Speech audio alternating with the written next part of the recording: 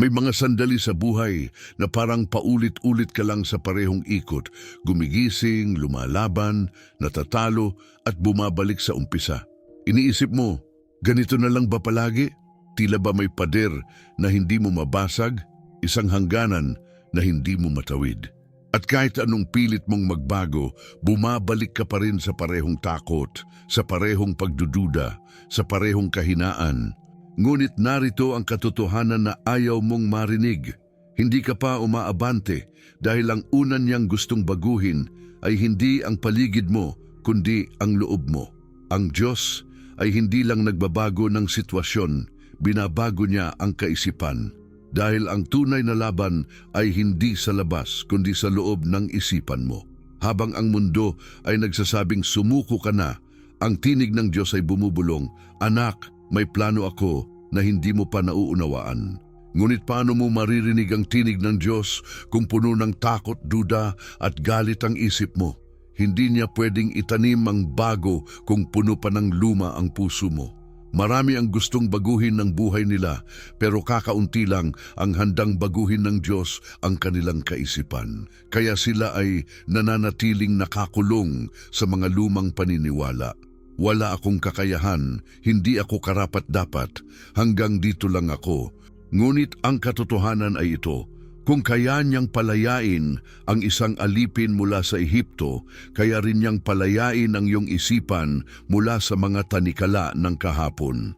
Ang Diyos ay gumagawa ng tahimik na himala sa pinakatahimik na bahagi ng pagkatao mo. Hindi mo man ito pansin, pero may mga ideyang unti-unti niyang pinapalitan mula sa pagdududa tungo sa pananampalataya, mula sa takot tungo sa tiwala, mula sa kawalan tungo sa kasapatan.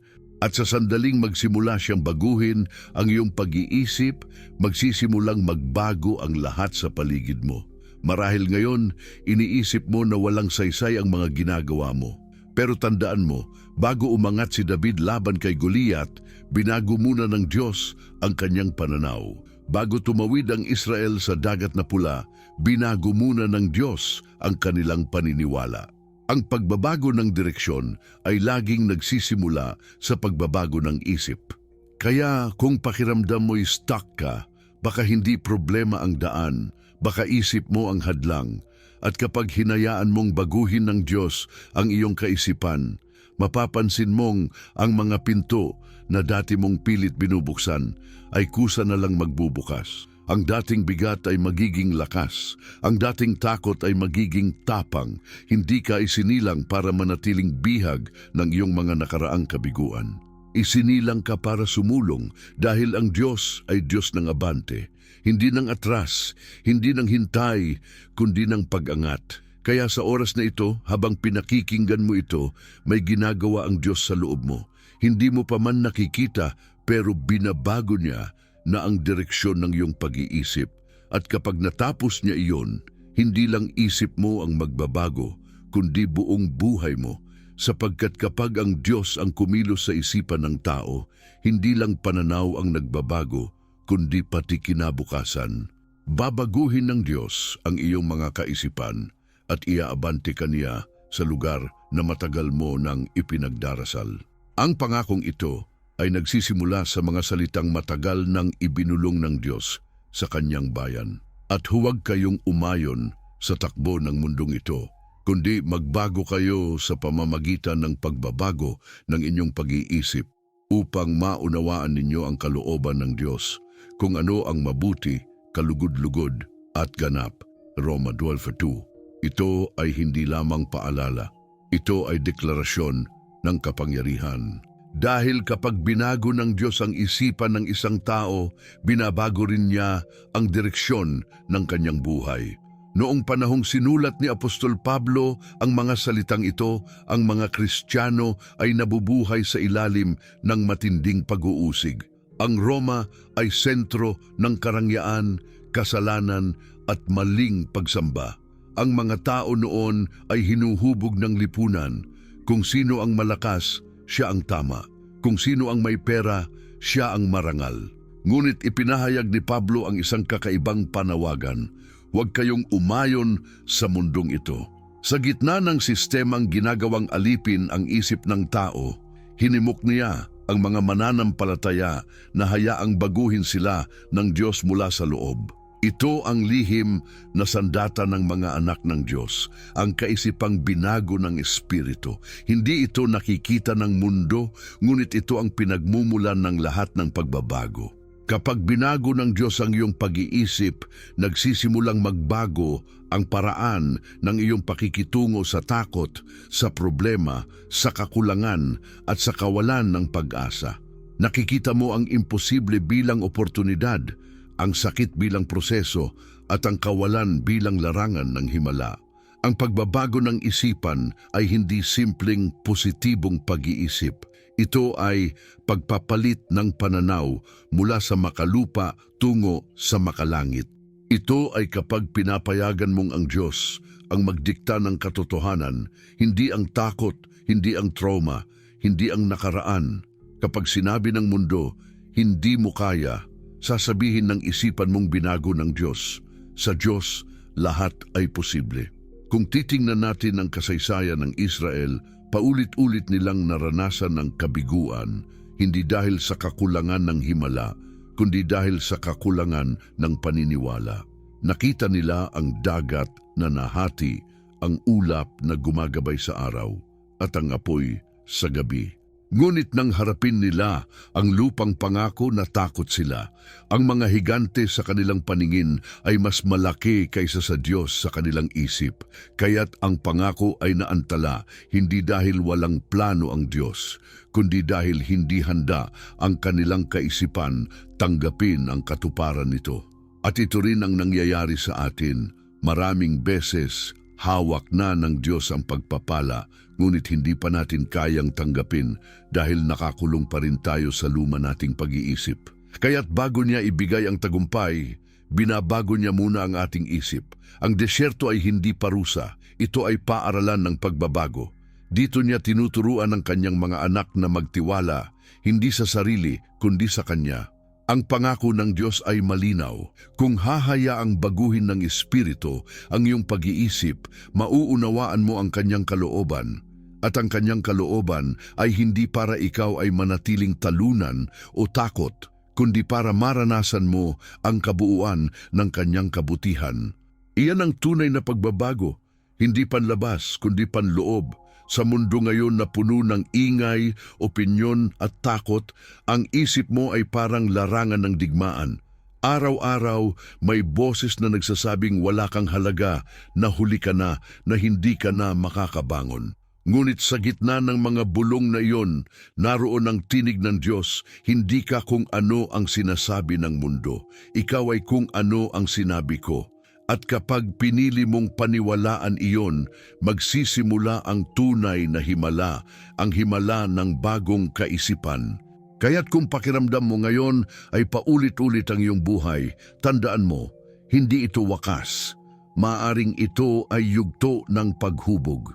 Maaring sa tahimik na sandaling ito, binabago ng Diyos ang iyong paraan ng pagtingin sa sarili mo, sa iyong mga problema at sa iyong hinaharap. Dahil kapag nabago ang isip, nababago ang direksyon. At kapag ang Diyos ang nag-utos ng pagbabago, walang kapangyarihan sa mundo ang makakapigil sa pag-angat mo. At ito ang simula ng Kanyang pangako. Isang isip na pinalaya mula sa kadiliman ay isang buhay na tinutulak ng liwanag. At sa sandaling yon, maririnig mong muli ang bulong ng Diyos sa iyong puso. Anak, tapos na ang panahon ng pagkakabihag, panahon na para umabante. Sa panahon ngayon, parami ng parami ang mga taong gising sa gabi, iniisip kung paano makakaahon sa utang, paano mapapakain ang pamilya, o paano makakaligtas sa susunod na buwan. Sa bawat balita ng digmaan, sa bawat pagtaas ng presyo, sa bawat trahedya, unti-unting napupuno ng takot ang isipan ng marami. Ang ilan ay huminto ng mangarap dahil iniisip nilang wala ng pag-asa. Ngunit sa gitna ng kaguluhan, nananatili ang isang katotohanan. Ang Diyos ay hindi nagbabago at ang Kanyang pangako ng pagbabago ng isipan ay para pa rin sa iyo ngayon. Ang laban na kinakaharap ng marami ngayon ay hindi lamang pisikal o pinansyal, kundi mental at espiritual. Ang mga tao ay napapagod hindi lang sa trabaho, kundi sa kaisipang paulit-ulit na nagsasabing hindi mo kaya. Ngunit sa mga sandaling iyon, kapag tila walang lakas na natitira, ang Diyos ay lumalapit sa puso ng tao at sinasabi, "Anak, ibigay mo sa akin ang isip mong sugatan at ako ang bahalang magpanumbalik nito." Noon, ang mga Israelita ay nabihag sa Ehipto. Ngayon, maraming tao ang bihag ng pag-aalala, ng depresyon, ng trauma, ng mga tinig na paulit-ulit na nagtatanggol sa kabiguan. Ngunit kung paanong pinalaya ng Diyos ang kanyang bayan mula sa pisikal na pagkaalipin, pinalalaya rin niya ngayon ang mga anak niya mula sa pagkaalipin ng kaisipan. Ang kanyang pangako ay hindi naglaho sa alikabok ng kasaysayan. Ito ay buhay, humihinga at naghihintay na yakapin mo. Tingnan mo ang paligid, may digmaan, may gutom, may takot, ngunit may isang uri ng kapayapaan na hindi kayang ibigay ng mundo at iyan ay nanggagaling sa isip na binago ng Diyos.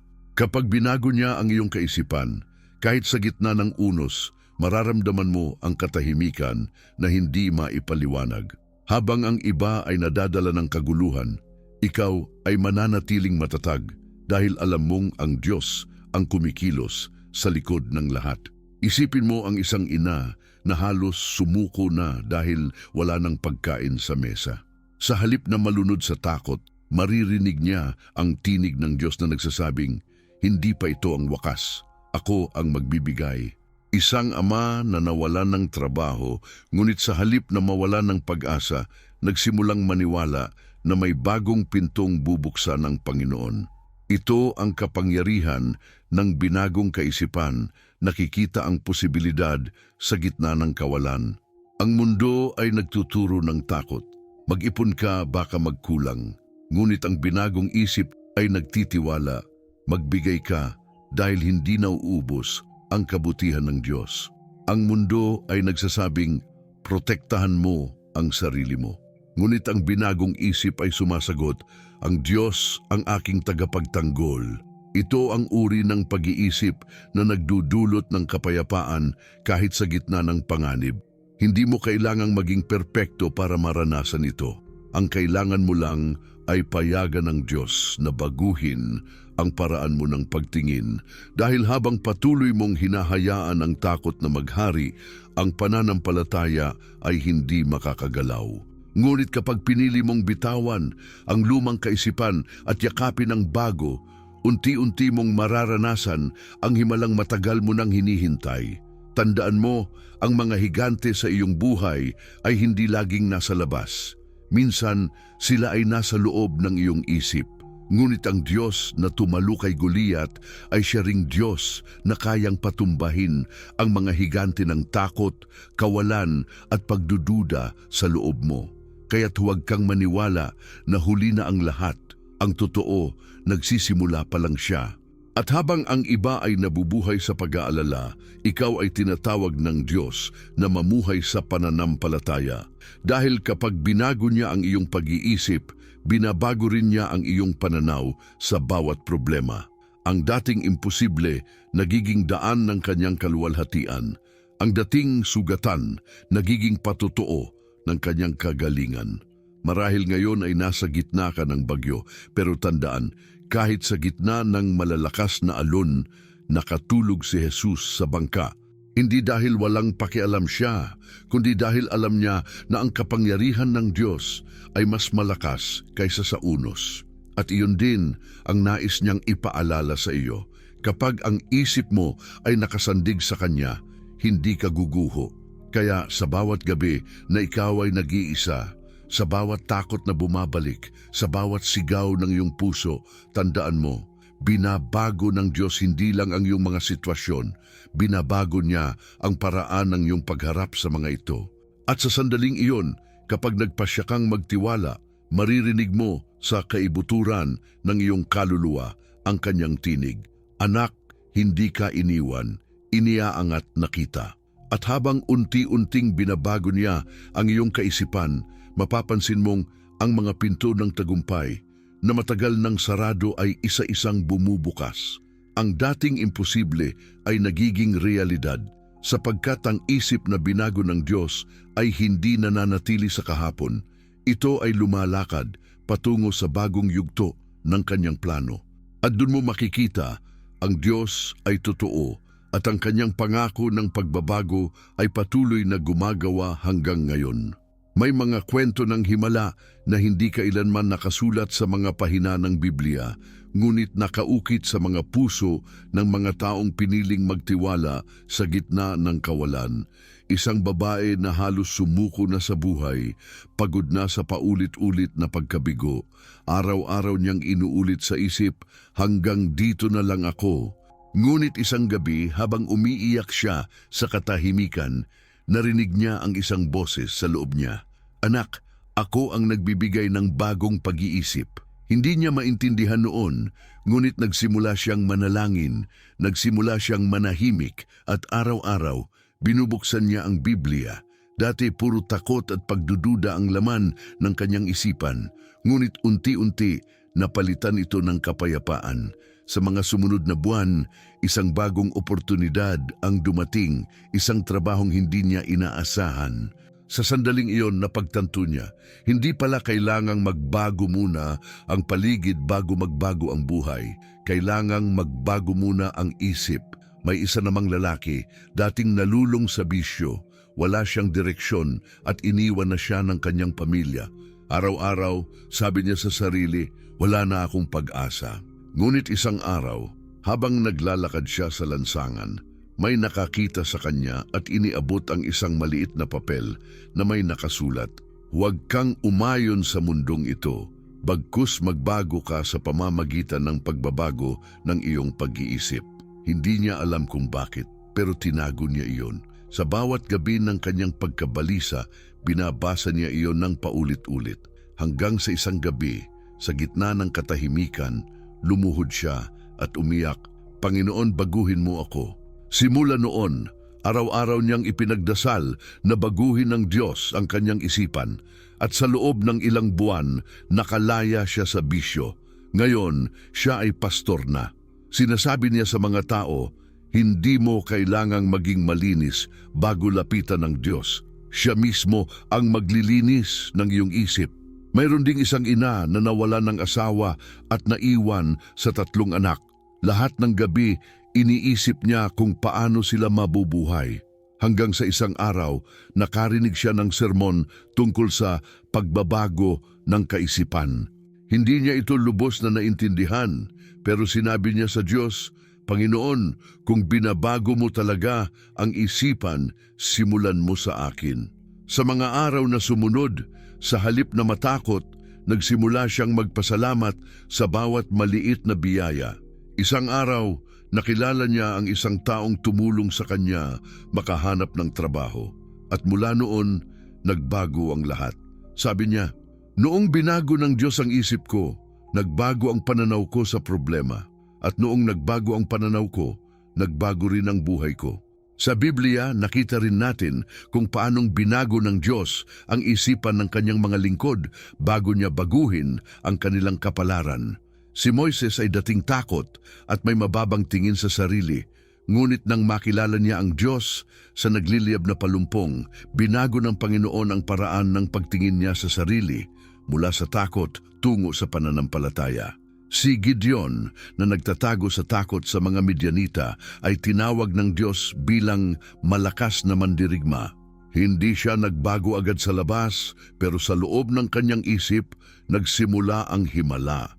At isipin mo si Pedro na 3 beses na itinanggi si Jesus. Siya'y puno ng hiya at pagsisisi. Ngunit nang bumalik si Kristo at tinanong siya, "Mahal mo ba ako?" 3 beses din siyang sumagot ng oo. Sa sandaling iyon, binago ng Diyos ang isip ni Pedro mula sa takot at kahihiyan tungo sa tapang at layunin. Ang dating duwag ay naging tagapagturo ng Ebanghelyo. Ang dating bumagsak ay naging haligi ng pananampalataya. Ang Diyos ay gumagawa ng parehong himala hanggang ngayon.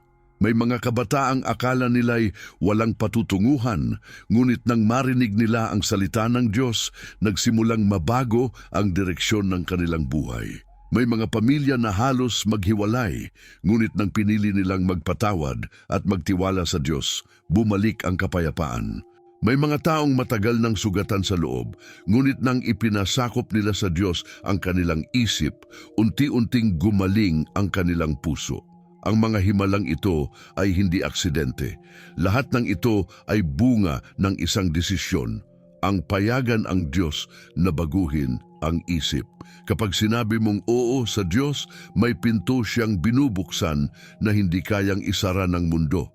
Kapag pinili mong magtiwala, pinapalitan niya ang takot ng kapayapaan, ang pagkalito ng direksyon, at ang pagod ng lakas. Tandaan mo, wala kang kailangang patunayan para baguhin ng Diyos ang iyong buhay. Ang kailangan mo lang ay buksan ang puso mo sa Kanya, dahil kahit gaano ka pa nasugatan, kahit gaano karami ang pagkakamali mo, kaya ka pa ring baguhin ng Diyos. Hindi siya naghahanap ng perpekto, naghahanap siya ng handang magpabago. At kapag nangyari iyon, magugulat ka sa sarili mo. Yung mga bagay na dati mong kinatatakutan, hindi na kasing laki ng dati. Yung mga salita ng mundo, hindi na makakabutas sa puso mo. Dahil alam mo na kung sino ang Diyos mo, at alam mo na kung sino ka sa Kanya. Kaya't kung ngayon ay nagdududa ka pa rin, pakinggan mo ito. Maraming katulad mo na rin ang dumaan sa dilim, ngunit nang binago ng Diyos ang kanilang isipan, lumakad sila sa liwanag. Ang dating sugatan ay gumaling, ang dating talunan ay nagtagumpay, ang dating takot ay naging matapang. At ikaw ang susunod na patotoo. Dahil ang Diyos na bumago sa kanila ay siya ring Diyos na babago sa iyo at iaabante ka niya lampas sa lahat ng iyong inaakala. Kapag binago ng Diyos ang isipan ng isang tao, hindi lang ito para sa pansariling kaginhawaan. Ito ay bahagi ng isang mas malawak na galaw, isang plano na nagsimula pa bago pa likhain ang mundo. Ang bawat pagbabago ng kaisipan ay konektado sa plano ng Diyos na ibalik ang kanyang bayan sa katuwiran, sa kaliwanagan at sa katotohanan. Ang bawat isip na nagising sa kanya ay nagiging bahagi ng katuparan ng kanyang propesya. Sa aklat ni Isaias, sinabi ng Diyos, "Sapagkat ako ay gumagawa ng bagong bagay, ngayon mismo ito'y lumilitaw. Hindi mo ba ito namamalayan?" Isaias 43:19. Ang bagong bagay na iyon ay hindi lamang pisikal na pagpapalaya o bagong bansa. Ito ay bagong kaisipan, bagong pananaw, bagong puso. Ang propesyang ito ay hindi lamang tungkol sa Israel noon. Ito ay patuloy na nagaganap sa bawat taong hinahawakan ng Diyos ngayon. Ang pagbabago ng isip ay simula ng pagbabago ng henerasyon. Noon, nang ang Israel ay dinala sa pagkabihag sa Babylonia, akala ng marami tapos na ang kwento nila. Ngunit sa gitna ng pagkalugmok, ipinadala ng Diyos ang kanyang mga propeta upang magsalita ng pag-asa.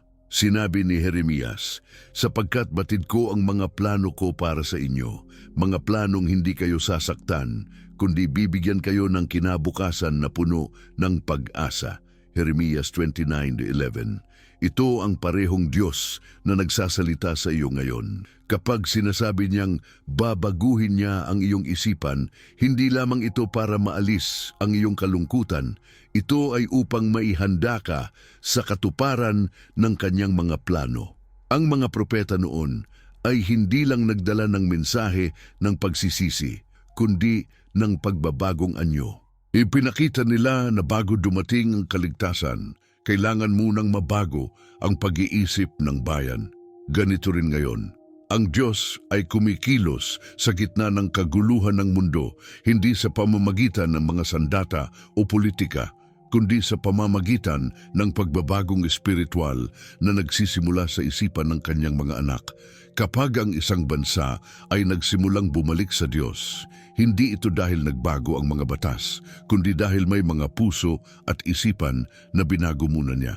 Iyan ang kilusan na hindi kayang pigilan ng mundo, ang tahimik na revolusyon ng Espiritu Santo sa loob ng bawat mananampalataya. Ang isang isip na binago ng Diyos ay nagiging ilaw sa kadiliman, at bawat ilaw ay bahagi ng propetikong katuparan na tinukoy ni Jesus nang sabihin niya, Kayo ang ilaw ng sanlibutan. Ang pagbabago ng kaisipan ay hindi simpleng personal na himala. Ito ay tanda na dumarating na ang panahon ng espiritual na paggising. Tulad ng sinabi sa Joel 2:28, ibubuhos ko ang aking espiritu sa lahat ng tao. Ang inyong mga anak ay magpopropesiya, ang inyong matatanda ay mananaginip ng mga panaginip, at ang inyong mga kabataan ay makakakita ng mga pangitain. Ang pangakong ito ay hindi pa tapos, at ito'y nasisimulan sa bawat pusong handang magpasailalim sa pagbabago ng Diyos. Isipin mo ito, ang bawat taong binabago ng Diyos ay parang binhi na itinanim sa lupa. Sa una, tila walang nangyayari, pero sa loob may paglago. At sa tamang oras, ang binhing iyon ay magiging puno ng katotohanan, lilim para sa mga pagod at bunga para sa mga nagugutom. Ganyan kumilos ang Diyos, tahimik ngunit makapangyarihan. Ngayon, sa gitna ng mga kaguluhan ng panahon, mga digmaan, kahirapan, kasinungalingan at kawalang direksyon, ang Diyos ay patuloy na tumatawag, baguhin ninyo ang inyong pag-iisip. Hindi ito panawagan ng filosofiya kundi ng propesiya. Dahil kapag nagsimula ang pagbabago sa isipan, susunod ang pagbabago sa pamilya, sa komunidad at sa bansa. Kung titingnan natin ang mga hula sa aklat ng Apokalipsis, makikita natin na bago dumating ang ganap na kaharian ng Diyos, magkakaroon ng panahon ng pandaraya at kadiliman.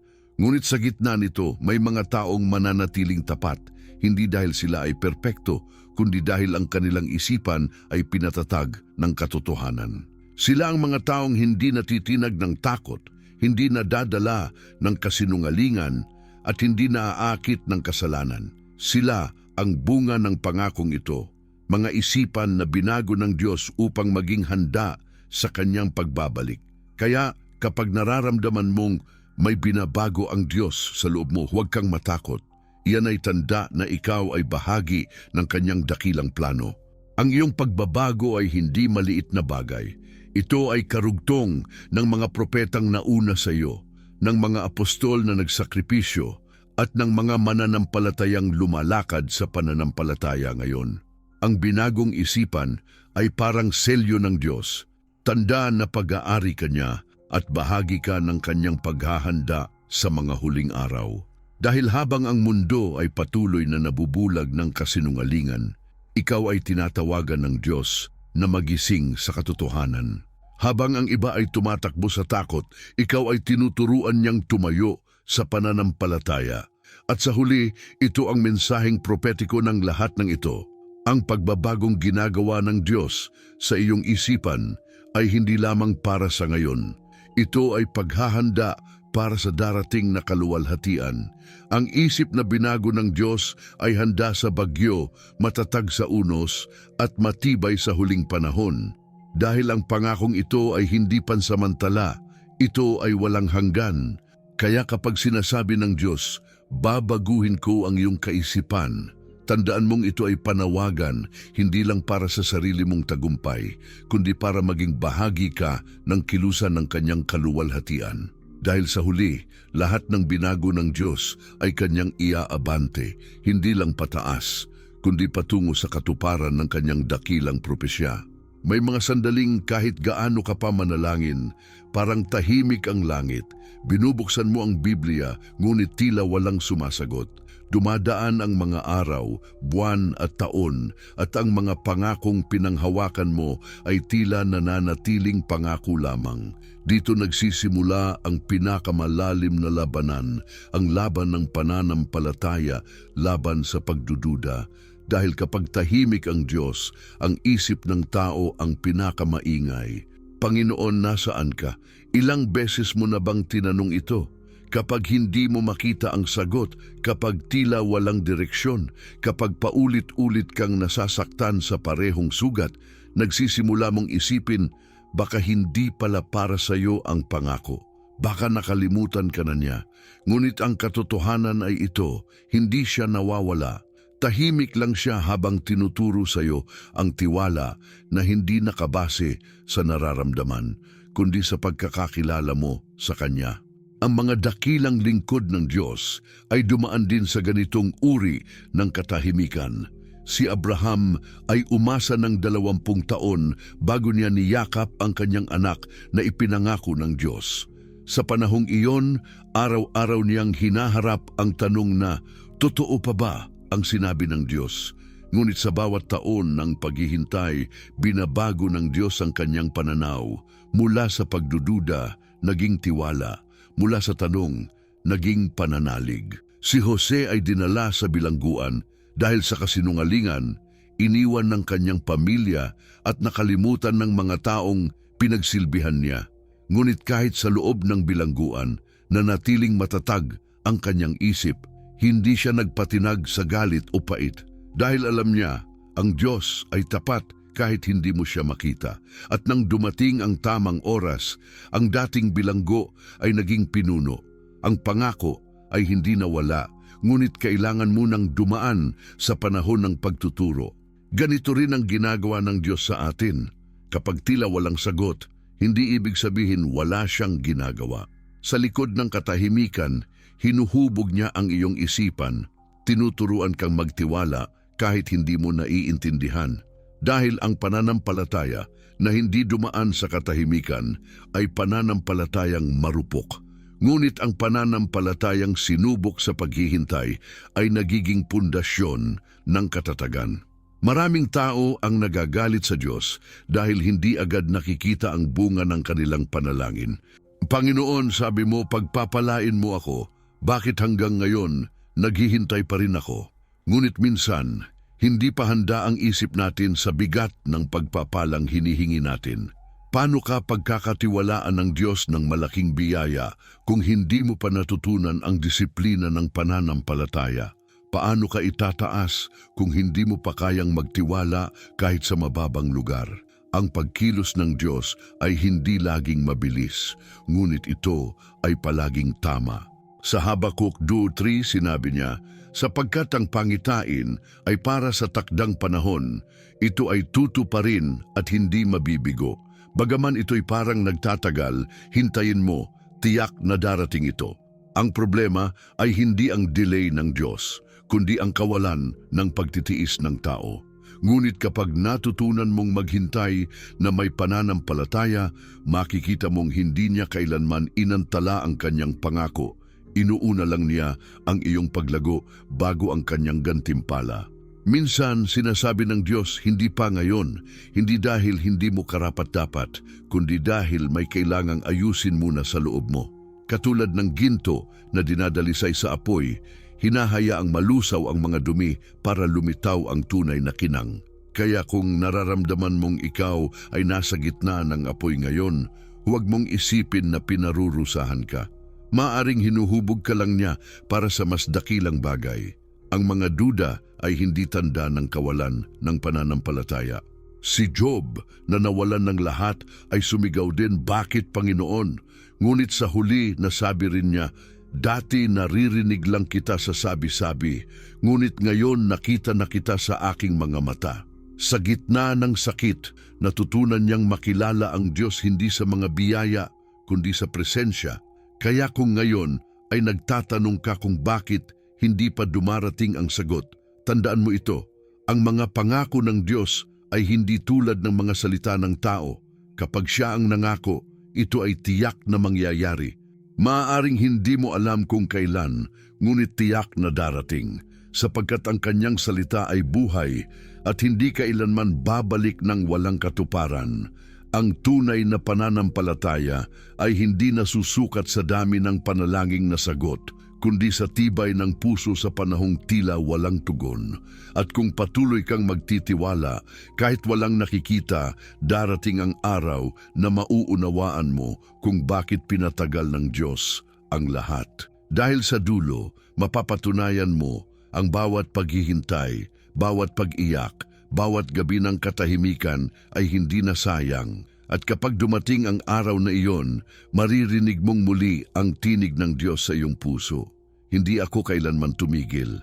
Habang iniisip mong ako'y tahimik, binabago ko ang iyong isip. Habang iniisip mong nakalimutan kita, inihahanda ko ang daan para sa iyong pag-angat. Kaya't kung ikaw man ay nasa gitna ng pagdududa ngayon, huwag mong ituring itong tanda ng kabiguan. Ito ay paanyaya para hayaan ng Diyos na palitan ang iyong mga tanong ng tiwala, ang iyong takot ng kapayapaan at ang iyong kawalan ng direksyon ng malinaw na pananampalataya. Dahil kapag natutunan mong maghintay ng may pananalig, ang katahimikan ng Diyos ay hindi na magiging nakakatakot. Magiging hudyat ito na ang kanyang pangako ay malapit ng matupad. Ang pangakong babaguhin ng Diyos ang iyong kaisipan at iaabante ka ay hindi lamang salita upang pakinggan. Ito ay daan na dapat lakaran araw-araw. Dahil ang pagbabago ng isip ay hindi isang beses lang na karanasan. Ito ay proseso ng bawat araw na pinipili mong maniwala sa sinabi ng Diyos kaysa sa bulong ng mundo. At ngayon, narito ka. Tinatawag ng Diyos hindi lamang para marinig ang pangakong ito, kundi para maranasan ito. Una, tandaan mo ang pundasyon. Sinabi ng Biblia, magbago kayo sa pamamagitan ng pagbabago ng inyong pag-iisip. Ibig sabihin, ang tunay na pagbabago ay hindi nagsisimula sa labas, kundi sa loob. Kaya kung gusto mong maranasan ang abanting ipinangako ng Diyos, kailangan mong hayaan siyang baguhin ang direksyon ng iyong kaisipan. Ang unang hakbang ay pagpapasya, ang pagsuko ng isip na laging nagdududa at takot, at pagtanggap ng kaisipang pinapatnubayan ng pananampalataya. Pangalawa, simulan mong lagyan ng salita ng Diyos ang bawat umaga mo. Ang isipan ay parang lupa, kung anong itanim mo, iyon ang tutubo. Kung puro takot ang iyong binabasa, puro takot din ang lalago.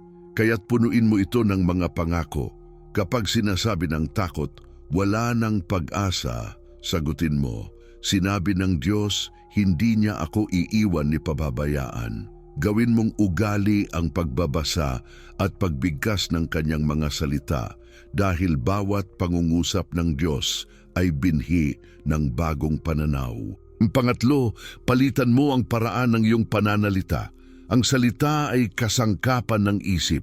Kapag puro reklamo ang lumalabas sa bibig, ibig sabihin puno ng negatibong binhi ang puso. Ngunit kapag nagsimula kang magsalita ng pananampalataya, kahit hindi mo pa nakikita ang resulta, ang Diyos ay kumikilos. Sabihin mo araw-araw, babaguhin ng Diyos ang aking kaisipan, iaabante niya ako. Ang mga salitang ito ay hindi lamang pahayag, ito ay deklarasyong espiritual na nagbubukas ng daan sa milagro. Pangapat, magpasalamat bago pa man dumating ang katuparan. Ang pasasalamat ay tanda ng tiwala. Kapag nagpapasalamat ka, kahit hindi mo pa nakikita ang sagot, pinapakita mong alam mong tapat ang Diyos. Bago pa man bumukas ang dagat, si Moises ay tumayo at itinaas ang kanyang tungkod. Iyon ang larawan ng pananampalatayang naniniwala muna bago makakita. Ganon din dapat ikaw, maniwala muna, magpasalamat muna, dahil kung nangako ang Diyos, siguradong tutuparin niya. Ipanglima, bantayan mo kung sino ang mga boses na pinakikinggan mo. Ang pagbabago ng kaisipan ay hindi magtatagal kung patuloy kang napapalibutan ng mga taong naglalason ng pag-asa. Humanap ka ng mga taong magtutulak sa iyo patungo sa pananampalataya, hindi sa takot.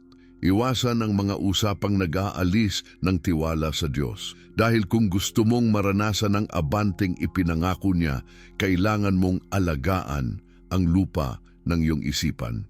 Pang-anim, iwasan mong sukatin ang kilos ng Diyos base sa bilis ng tao. Ang kanyang paraan ay mas mataas kaysa sa iyo. Kapag hindi mo agad nakikita ang pagbabago, huwag kang sumuko. Ang punla ng pananampalataya ay kailangang diligan ng pagtitiyaga. Magtiwala kahit walang resulta pa dahil may ginagawa ang Diyos na hindi mo pa nakikita. Bawat araw na pinipili mong magtiwala ay isang hakbang papalapit sa katuparan ng kanyang pangako. Pangpito, gawin mong disiplina ang pananalangin ng may intensyon. Hindi basta panalangin ng Panginoon, tulungan mo ako, kundi panalangin ng direksyon. Panginoon, itama mo ang pag-iisip ko, palitan mo ang maling pananaw ko, ituro mo sa akin kung paano maniwala sa paraan mo. Kapag sineryoso mo ito, mapapansin mong unti-unting nagiging malinaw ang mga bagay na dati ay nakalilito. Ang mga desisyong dati mong kinatatakutan, nagiging madali ng sundin.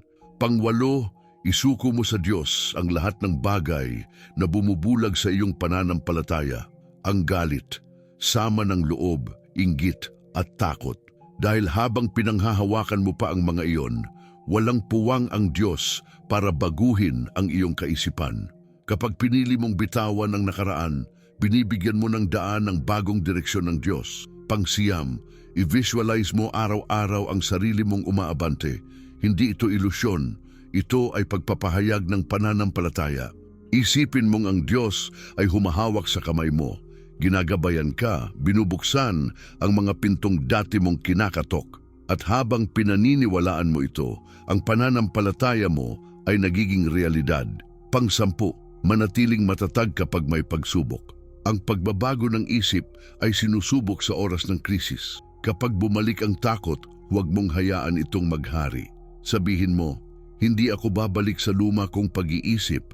Ang Diyos na nagsimulang baguhin ako ay siya ring magtatapos ng kanyang gawain. Sa ganitong deklarasyon, bawat pagsubok ay nagiging pagkakataon para patunayan ng Diyos ang kanyang katapatan. Ang huling hakbang ay ito, gumawa ka ng kilos ng pananampalataya. Kung dati ay natatakot kang magdesisyon, ngayon ay kumilos ka. Kung dati ay puro pag-aalinlangan, ngayon ay magtiwala. Ang pananampalataya na walang gawa ay patay, ngunit kapag pinili mong kumilos sa paniniwala, doon nagsisimula ang milagro. Kapag araw-araw mong ginagawa ang mga hakbang na ito, mapapansin mong hindi lang nagbabago ang paraan mo ng pag-iisip, nagbabago rin ang paraan mo ng pamumuhay. Ang mga bagay na dati mong kinatatakutan ay nawawalan ng kapangyarihan. Ang mga pangarap na dati mong tinatanggihan ay unti-unting bumabalik sa puso mo. Dahil ang taong binago ang isip ay hindi na alipin ng nakaraan, kundi anak ng pangako. At kapag tuluyang naranasan mo ang ganitong uri ng kalayaan, masasabi mo rin, oo, binago ng Diyos ang aking kaisipan at ngayon inaabante niya ako. Dahil ang pagbabago ng isip ay hindi pagtatapos. Ito ay simula ng bagong panahon ng tagumpay, kapayapaan at direksyon. At sa bawat hakbang mo tandaan mo, hindi ka nag-iisa. Ang Diyos mismo ang nagtutulak sa iyo pasulong. Ngayon, ang sandaling hindi mo na lamang maririnig ang salita ng Diyos. Ito na ang oras para tugunan ito. Ang panawagan ng langit ay malinaw, oras na upang hayaan siyang baguhin ang iyong isipan at itulak ka pasulong. Huwag mong ipagpaliban pa. Ang bawat segundong lumilipas ay pagkakataon upang ang Diyos ay kumilos sa loob mo. Kung matagal mo nang nararamdaman na may kailangang mabago, ito na iyon. Ito na ang araw na tinakda niya upang magsimula ang panibagong kabanata sa iyong buhay. Isara mo sandali ang iyong mga mata. Huminga ng malalim. Ialay mo sa Diyos ang bigat na nasa isip mo, ang takot, pagdududa at sakit na matagal mong kinikimkim. Sabihin mo sa Kanya sa tahimik ng iyong puso, Panginoon, binubuksan ko ang aking isipan sa iyo. Baguhin mo ako. Hayaan mong maramdaman mo ang presensya niya sa bawat salitang binibigkas mo. Ito ay hindi simpleng panalangin, ito ay pag-amin na hindi mo na kayang baguhin ang sarili mo nang walang tulong ng Diyos. Sa oras na ito, libo-libong kaluluwa ang tumutugon din sa parehong tawag. Hindi ka nag-iisa, maraming tulad mo ang umiiyak ngayon, nananahimik at nagsusumamo ng bagong simula. At sa langit, nakikinig ang Diyos sa bawat boses, sa bawat buntong hininga, sa bawat sigaw ng puso. Isa-isa niyang hinahawakan ng mga pusong sugatan at sinasabi niya, Anak, naririnig kita. Simula ngayon, ako ang magpapatakbo ng iyong isip, hindi na ang iyong mga takot. Ngayon, ilagay mo ang iyong kamay sa iyong dibdib, damhin mo ang tibok ng iyong puso. Yan ay patunay na buhay ka pa, na may plano pa ang Diyos. Huwag mo nang hayaan ang nakaraan na diktahan kung sino ka. Bitawan mo ang lahat ng bigat na pumipigil sa iyong pag-abante. Sabihin mo sa Diyos, Panginoon, isinusuko ko ang lahat.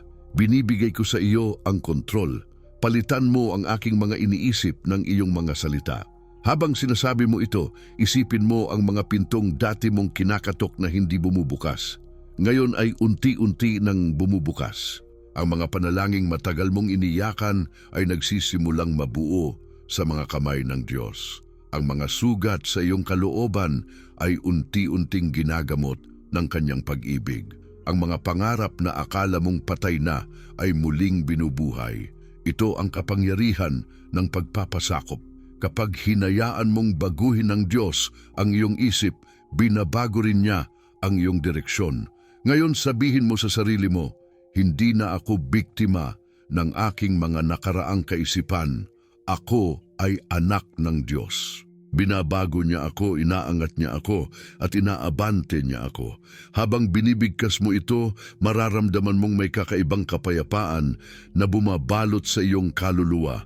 Ang bigat na matagal mong pasan ay unti-unting nagiging magaan. Ang mga pangamba ay napapalitan ng katiyakan. At kung kaya mong sabihin ito ngayon, gawin mong deklarasyon ng iyong pananampalataya. Panginoon, tinatanggap ko ang iyong pagbabago. Hindi ko nahahayaang ang mga dating takot ang magdikta sa akin. Sa halip, hayaan mong ang iyong kaisipan ang mamayani sa akin. Itulak mo ako sa direksyong iyong inilaan. Sa sandaling iyon, ikaw ay hindi na lang tagapakinig ng salita. Ikaw ay nagiging kabahagi ng kilos ng Diyos sa mundo. Tumingin ka sa paligid mo.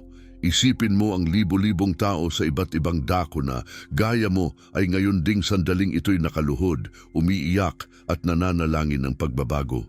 Iyan ang katawan ni Kristo, isang bayan ng mga taong tinawag upang magbago, sabay-sabay umaabante tungo sa kalooban ng Diyos. Hindi mo kailangang lumaban mag-isa dahil may mga kapatid kang sabay na itinataguyod ng pananampalataya. Ngayon, ilagay mo sa harapan ng Diyos ang lahat ng bagay na bumabagabag sa iyo. Ang mga pangarap mong hindi pa natutupad, ang mga sugat na hindi pa gumagaling, ang mga pangyayaring ayaw mong maalala. Isa-isa mong sabihin sa Kanya, ito Panginoon ay sa iyo na. At habang sinasabi mo ito, isipin mong inilalagay mo ang mga iyon sa Kanyang mga kamay. Dahil sa sandaling iyon, may palitang nagaganap. Ang iyong pagod para sa Kanyang lakas, ang iyong pagdududa para sa Kanyang katiyakan, ang iyong takot para sa Kanyang kapayapaan. Huwag kang mahiya, huwag mong pigilan ang luha. Ang bawat patak niyan ay binibilang ng Diyos. Sapagkat sa bawat luha, may binabasag siyang lumang kaisipan at may binubuo siyang bago. Ang bawat pag-iyak mo ay binhi ng bagong pananampalataya na tutubo sa tamang oras. At ngayon, bago matapos ang sandaling ito, gawin mo ang huling hakbang ng pananampalataya, ipahayag ito ng may buong puso. Sabihin mo, Panginoon, tinatanggap ko ang iyong kapangyarihan. Binabago mo ang aking kaisipan, binabago mo ang aking buhay, iniaabot mo ako sa lugar ng katuparan. Ngayon, buksan mo ang iyong mga mata at huminga ng malalim. Huwag mong kalimutan ang pakiramdam na ito, ang sandaling alam mong may ginawang bago ang Diyos sa loob mo. Ito ang simula ng bagong yugto. Simula ngayon, hindi ka nalalakad sa sariling pag-iisip mo, kundi sa direksyong itinakda ng Diyos. At kung nararamdaman mo ito sa iyong puso, isulat mo sa iyong bibig at sa iyong isipan. Oo, Panginoon, tinatanggap ko ang iyong pagbabago. Iaabante mo ako. At habang libo-libo ngayon ang nagsasabing Amen, ang langit ay sumasabay. Sapagkat kapag ang isang isip ay sumuko sa Diyos, buong langit ang nagdiriwang. Ngayon, kasama ka sa mga pinili niyang baguhin, itaas at abantihin, hindi bukas, kundi ngayon mismo. Isara mo ngayon ang iyong mga mata, tahimik mong ilagay ang iyong kamay sa iyong dibdib. Huminga ng malalim, Hayaang manahimik ang lahat ng ingay sa paligid mo at pakinggan mo ang bulong ng Diyos sa iyong puso. Ito ang oras ng panalangin, ng pakikipagtagpo, ng sandaling ikaw at ang Diyos lamang. Sabihin mo sa Kanya, Panginoon, naririto ako. Binubuksan ko ang aking puso, ang aking isip at ang aking buong pagkatao. Nais kong baguhin mo ako. Nais kong maranasan ang kapangyarihan ng iyong pangako. Ama naming nasa langit, kami ay lumalapit sa iyo ngayon, hindi bilang mga perpektong tao, kundi bilang mga anak mong nangangailangan ng iyong presensya. Salamat dahil hindi mo kami pinabayaan. Salamat dahil kahit tahimik ka minsan, alam naming kumikilos ka. Sa gabing ito, Panginoon, hinahawakan namin ang iyong salita mula sa Roma 2:22. Magbago kayo sa pamamagitan ng pagbabago ng inyong pag-iisip. Iyan ang aming pananalig, iyan ang aming panalangin. O Diyos, binabago mo ang aming mga isip upang makita namin ang iyong kabutihan sa kabila ng gulo. Binabago mo ang aming mga puso upang makapagmahal kahit sa gitna ng sugat. Binabago mo ang aming pananaw upang sa halip na makakita ng kawalan, makakita kami ng pag-asa. Ngayon, Panginoon, hinihiling namin palitan mo ang bawat takot ng katapangan, ang bawat pagdududa ng pananampalataya at ang bawat kawalan ng direksyon ng kaliwanagan. Panginoon, para sa mga taong ngayon ay nabibigatan ang isip, yakapin mo sila. Sa mga nakararanas ng depresyon, kalungkutan at pagod, ipadama mo ang kapayapaan na hindi kayang ibigay ng mundo. Sa mga nawalan ng trabaho, ipakita mo na ikaw ang tunay na tagapagtaguyod. Sa mga pamilyang nagkakahiwalay, ibalik mo ang pag-ibig at pag-unawa. Sa mga may karamdaman, idampi mo ang iyong mapagpagaling na kamay. Sa bawat puso na basag, maging pandikit ka ng pag-asa. Diyos na buhay, kami ay lumuluhod sa iyong harapan at sinasabi, wala kaming magagawa kung wala ka. Kaya't sa oras na ito, pinapasok ka namin sa aming mga isip, sa aming mga puso, sa aming mga tahanan. Linisin mo kami, Panginoon, mula sa mga maling paniniwala na pumipigil sa aming pananampalataya. Alisin mo ang mga tinig ng takot at palitan mo ng katotohanang ikaw ay tapat at makapangyarihan. Sa pangalan ni Jesus, aming itinataas ang aming mga pamilya. Protektahan mo sila, Panginoon. Ipagkaloob mo sa kanila ang lakas, ang kalusugan at ang kapayapaang nagmumula sa iyo. Ipaglaban mo kami sa mga hindi naming kayang labanan. Itago mo kami sa ilalim ng iyong mga pakpak sa panahon ng bagyo, sa oras ng dilim. Huwag mong hayaang bumigay ang aming pananampalataya. Palakasin mo ang bawat ina, ama, anak at kabataan na ngayon ay nakikinig ng panalangin ito. Panginoon, binibigkas namin ng iyong mga pangako. Ang Panginoon ang aking pastol, hindi ako magkukulang. Ang Diyos ang aming kanlungan at kalakasan. Ang mga nagtitiwala sa Kanya ay hindi mapapahiya. Sa mga salitang ito, Panginoon, nakatindig kami. Hindi sa sarili naming kakayahan, kundi sa iyong katapatan, sapagkat ang iyong salita ay hindi kailanman bumabalik na walang katuparan. Ngayon, Ama, aming ipinagkakatiwala sa iyo ang bawat bukas na darating. Kahit hindi namin alam ang lahat ng mangyayari, alam naming hawak mo ang lahat. Ikaw ang simula at katapusan, at sa iyo kami kumakapit. Ituwid mo ang aming mga landas. Itaas mo kami mula sa mga pagkadapa at itulak mo kami patungo sa bagong direksyong inihanda mo. Panginoon, sa sandaling ito, idinideklara namin ang iyong katapatan. Binabago mo ang aming kaisipan, pinapalaya mo kami mula sa mga tanikala ng takot at binubuksan mo ang mga pintuan ng bagong yugto ng aming buhay. Ang bawat isip na nakikinig ngayon ay iyong hinahawakan. Ang bawat puso ay iyong ginagamot, at sa bawat tahanan na nananalangin, bumababa ang iyong presensya. Sa pangalan ni Jesus, aming binabasag ang lahat ng anyo ng pag-aalinlangan, depresyon at kawalan ng pag-asa. Pinapalitan namin ito ng pananampalatayang buhay, pag-asang buo at kapayapaang dumadaloy. Itinataas namin ang iyong pangalan, Diyos ng pagbabago, Diyos ng pag-angat, Diyos ng mga pangako, sapagkat sa iyo ang kapurihan, sa iyo ang kapangyarihan, at sa iyo ang aming tiwala magpakailanman. At ngayon, Panginoon, habang pinapanatili naming nakapikit ang aming mga mata, inaangkin namin ang iyong pangako. Babaguhin mo ang aming kaisipan at iaabante mo kami. Ito ang aming paninindigan, ito ang aming deklarasyon, ito ang aming pananalig. Hindi kami lalabas sa panalangin ito na katulad ng dati, sapagkat may ginawang bago ka, may itinanim kang bago, at may sinimulan kang himala sa aming mga buhay.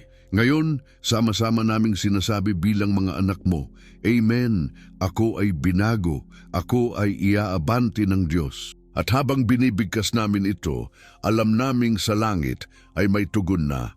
Ang pinto ng biyaya ay bumubukas. Ang liwanag ng pag-asa ay sumisikat at ang kapangyarihan ng Diyos ay gumagalaw. Salamat, Ama, dahil tapat ka. Salamat, Jesus, dahil tinupad mo ang iyong mga pangako. Salamat, Espiritu Santo, dahil patuloy mong binabago ang aming mga isip at tinutulak kami pasulong. Lahat ng ito ay aming itinataas sa iyong dakilang pangalan, sa pangalan ni Jesus, ang aming tagapagligtas at Hari ng mga hari.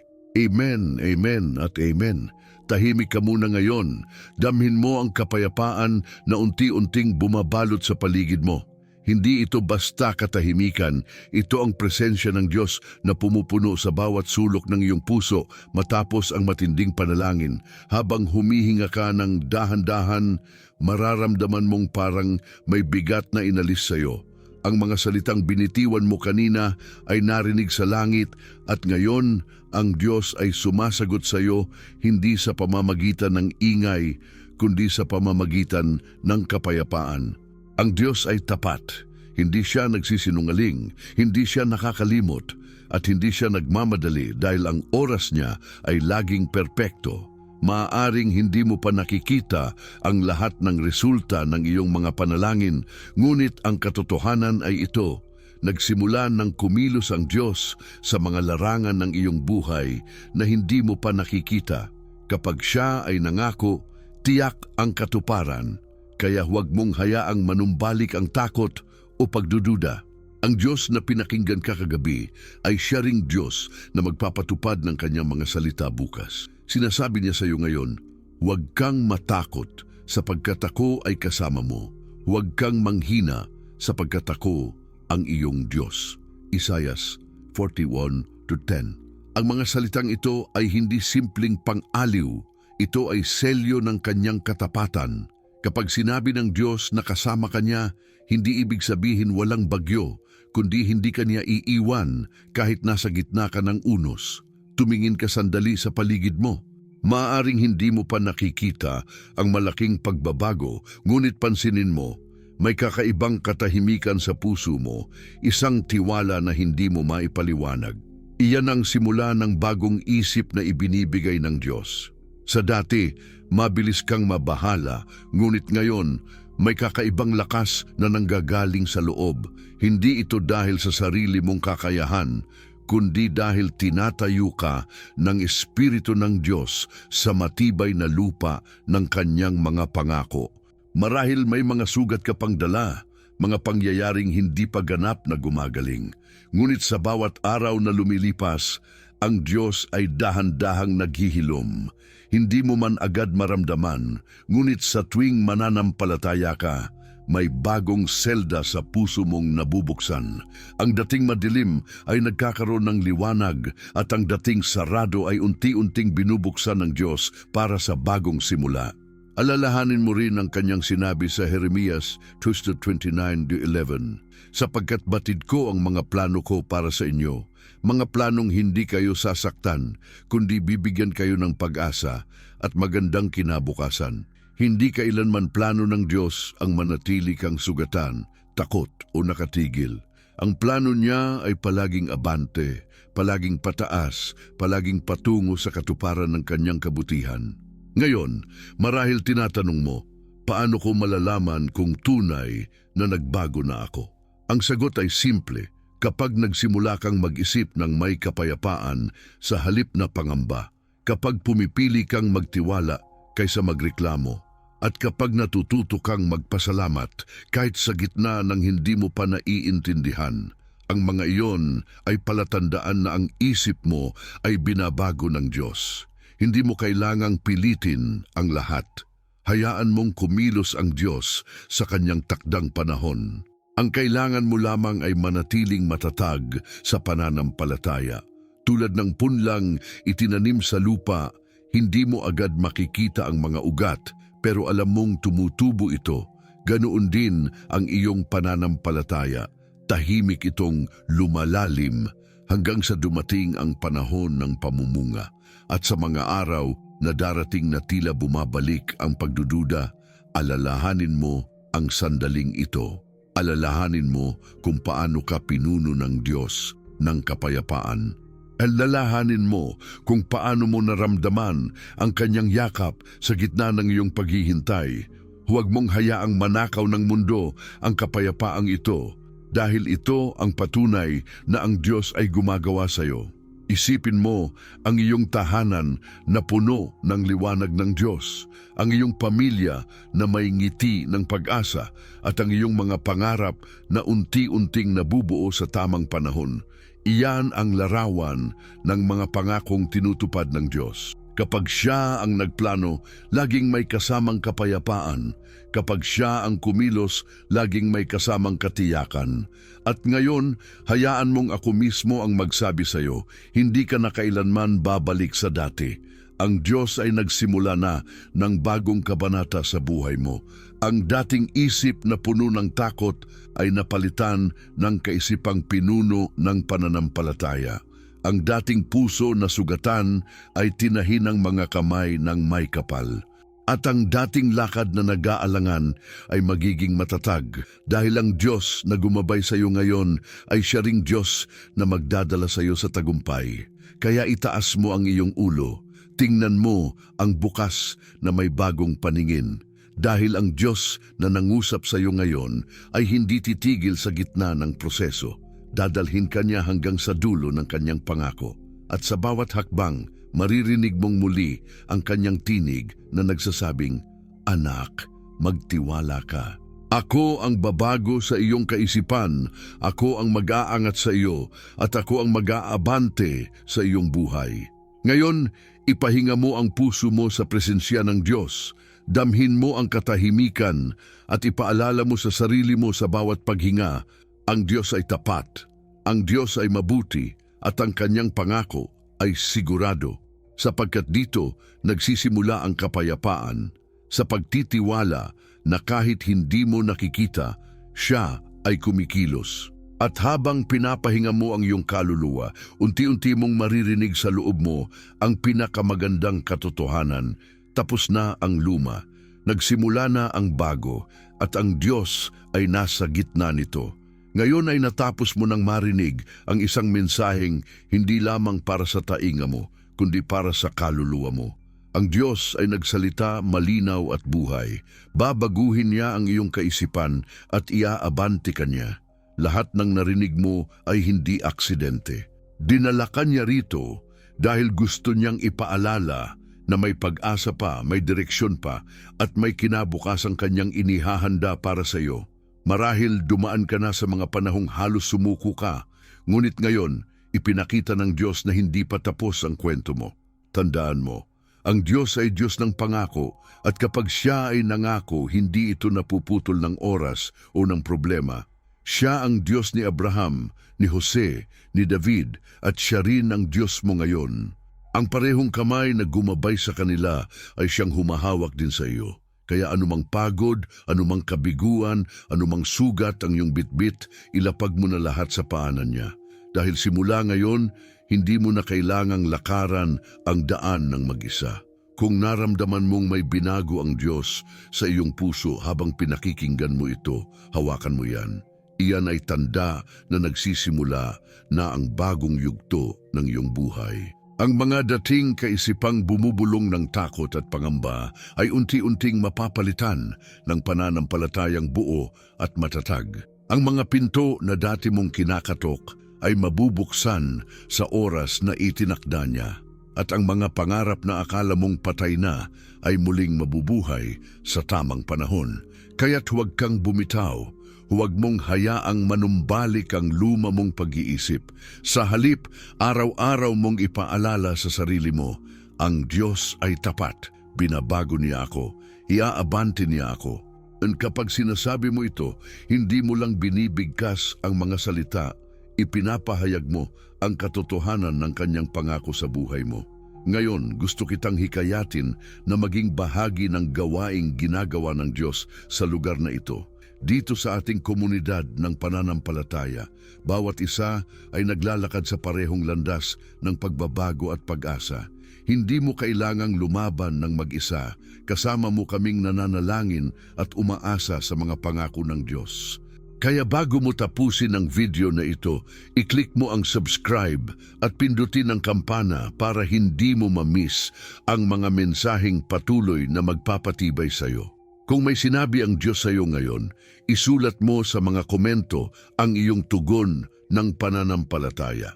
Sabihin mo, tinatanggap ko ang pagbabago ng Diyos o ako ay iaabante ng Diyos dahil bawat salita ng pananampalataya ay binabasa niya at bawat deklarasyon ng tiwala ay binibigyan niya ng katuparan. At kung may taong alam mong nangangailangan ng mensaheng ito, ibahagi mo ito sa kanila. Maaaring ang simpleng pag-share mo ay maging simula ng kanilang himala. Dito sa ating tahanan ng pananampalataya, walang nag-iisa. Araw-araw tayong sabay-sabay na lumalapit sa Diyos, nananalangin at umaasang babaguhin niya ang ating mga buhay. At tandaan mo, hindi ka kailanman huli para magsimulang muli. Ang Diyos ay Diyos ng mga bagong simula at ngayon isa ka sa mga patunay niyan. Bago mo isara ang video na ito, hayaan mong sabihin ko sa iyo mula sa puso, huwag kang matakot sa bukas. Huwag kang mangamba sa mga hindi mo kontrolado. Ang Diyos na humawak sa iyo ngayon ay siya ring Diyos na magpapatuloy bukas. Ang mga pangakong binitiwan niya ay hindi mababali at ang kanyang mga salita ay buhay. Kaya tumayo ka, ngumiti at huminga ng malalim. Ang Diyos ay kasama mo. Binago niya ang iyong kaisipan. Binago niya ang direksyon ng iyong buhay. At mula sa araw na ito, hindi ka na babalik sa dati. Dahil sa bawat hakbang na gagawin mo, may kamay na magtutulak sa iyo pasulong, ang kamay ng Diyos na tapat at makapangyarihan. Ito ang simula ng iyong bagong paglalakbay. Isulat mo sa puso mo ang mga salitang ito. Ako ay binago ng Diyos at hindi na ako titigil sa pag-abante, sapagkat sa Kanya walang sayang, walang huli at walang imposible. Siya ang Diyos na nagbigay ng buhay at siya rin ang Diyos na magdadala sa iyo sa katuparan ng lahat ng kanyang pangako. Kita-kita tayo sa susunod na video, isa na namang paglalakbay ng pananampalataya, isa na namang mensaheng magpapatatag sa iyo. Hanggang sa muli, tandaan mo ito, hindi mo kailangang mangamba dahil ang Diyos ay tapat. At kapag siya ang nangako, hindi lang niya babaguhin ang iyong isipan, iaabante ka niya ng higit pa sa iyong inaakala.